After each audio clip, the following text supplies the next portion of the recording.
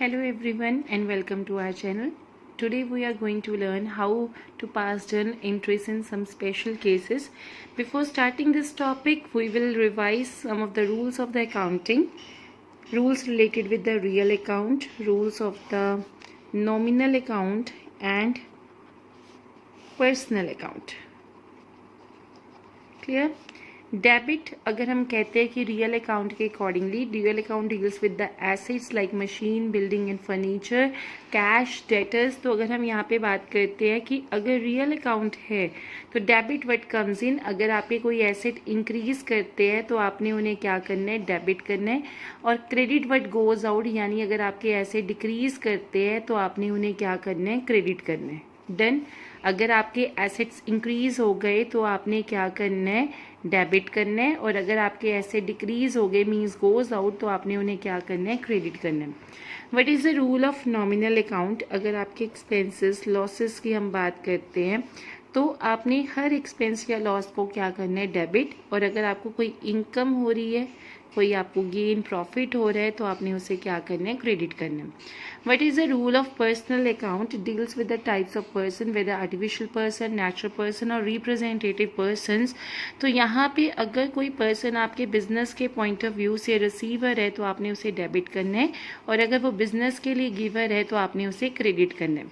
Accept this golden rule according to the traditional approach. अगर हम थोड़ा सा मॉडर्न अप्रोच के अकॉर्डिंगली चले तो उससे हमें जर्नल एंट्रीज क्या हो जाती है, थोड़ी सी ईजी हो जाती है. मीन्स अगर आपके एसेट इंक्रीज कर रहे हैं आपने डेबिट करना है, एसेट डिक्रीज कर रहे हैं तो आपने उन्हें क्या करना है, क्रेडिट करना है. देन सेम अगर आपकी लाइबिलिटी इंक्रीज कर रही है, क्रेडिट. और लाइबिलिटी डिक्रीज कर रही है तो आपने उसे क्या करना है, डेबिट करना है. Now we will learn how to pass journal entries while using these formulas. तो let's start with the topic. Okay. Received rupees 20,000 from Subhash which were written off as bad debt in the previous year. हमने 20,000 सुभाष से receive किया जिसे last year हमने क्या कह दिया था, बैड डेट कह दिया था. अब बैड डेट क्या होते हैं, बुरे डेटर्स जो आपको पेमेंट नहीं करते हैं. तो that was a loss for you. और अब आपने उस लॉस को क्या कर लिया, रिकवर कर लिया, रिसीव कर लिया है. तो आपके लिए क्या हो गया, गेन हो गया. और अभी हमने नॉमिनल अकाउंट के अकॉर्डिंगली सीखा था debit all expenses and losses. Nominal account क्या था, debit all expenses and losses. अगर आपके कोई एक्सपेंस हो रहा है, कोई लॉस हो रहा है तो आप उसे क्या करोगे, डेबिट करोगे. और अगर आपको कोई गेन हो रहा है या आपको कोई इनकम हो रही है तो आप उसे क्या करोगे, क्रेडिट करोगे. आपने बैड डेट जो लास्ट ईयर हुए थे वो रिसीव कर लिए तो आपको एक तरह से क्या हुआ, फ़ायदा हो गया. आपका कोई पुराना बंदा आपको पैसे दे गया तो बैड डेट रिकवर्ड आपके लिए गेन हो गया तो आपने क्रेडिट किया. जिस चीज़ को क्रेडिट करते हैं उसको 2 से लिखते हैं. आपने कैश रिसीव किया, कैश एसेट है. Debit what comes in, real account क्या कहते हैं कि अगर कोई एसेट आता है तो आपने उसे क्या करना है, डेबिट. और अगर कोई एसेट जाते हैं तो उन्हें क्या करना है, क्रेडिट करना है. And cash is a asset. तो सबसे पहले डेबिट को लिखना है, cash account debit to bad debt recovered account 20,000. Done. Okay. Next, salaries due to clerk. Due to clerk का मतलब अभी आपने पे नहीं की है, नोट पेड.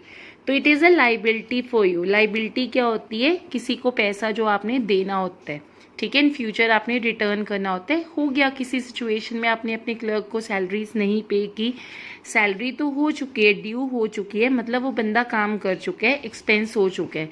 तो नॉमिनल अकाउंट एक्सपेंसेस को रिकॉर्ड करते हैं, सैलरी अकाउंट को क्या कर देगा, ये डेबिट कर देगा क्योंकि डेबिट ऑल एक्सपेंसेस.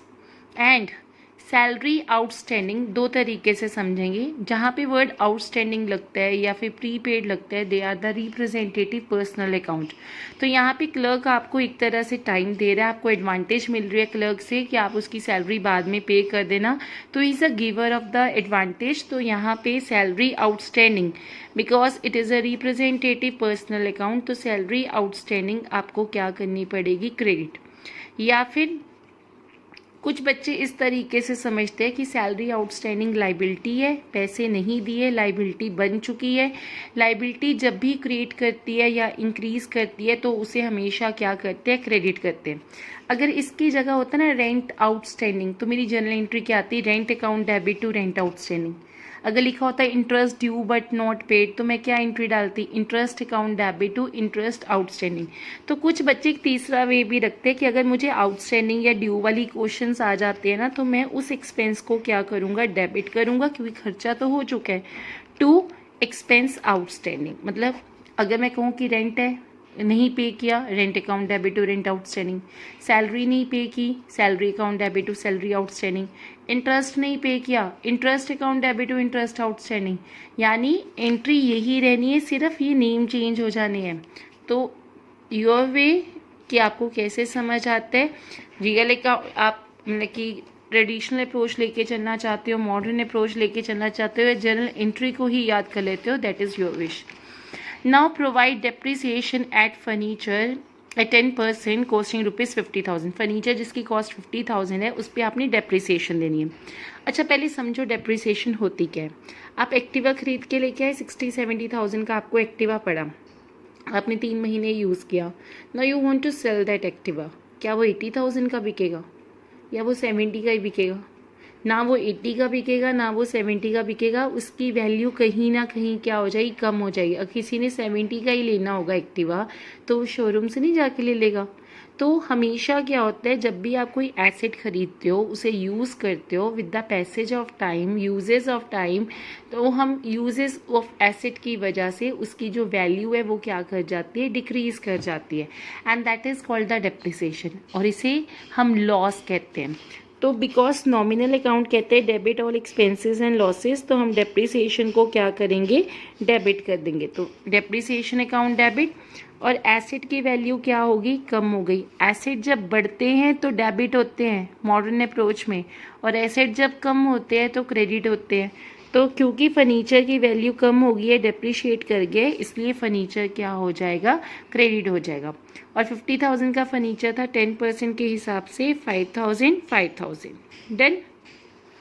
अब आपने पे किया 2500 रुपये, 2500 for the repairing of the office furniture. अब यहाँ पे आप फर्नीचर रिपेयर भी लिख सकते हो, या फिर अकेला वर्ड रिपेयर भी मेंशन कर सकते हो, because that repair is expense for you, तो इसलिए आप उसे क्या करोगे, डेबिट करोगे, क्योंकि नॉमिनल अकाउंट क्या कहते हैं, debit all expenses and losses. To, pay किया, पे करने से कैश क्या हो गया, कम हो गया, cash is a asset, asset बढ़ेंगे तो डेबिट, कम होंगे तो क्रेडिट।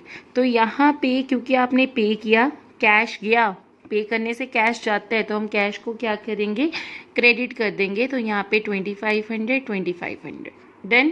कैश गया, इसलिए कैश क्या हो जाएगा, क्रेडिट हो जाएगा। Now the next entry, bricks for ₹15 lakh and timber for ₹10 lakh purchased for the construction of building and the payment was made by check। आपने ब्रिक्स और टिम्बर्स खरीदे ताकि आप बिल्डिंग की कंस्ट्रक्शन करो। बिल्डिंग एसेट है, जब आप बिल्डिंग की कंस्ट्रक्शन करोगे तो बिल्डिंग का बैलेंस क्या कर जाएगा, इंक्रीज कर जाएगा।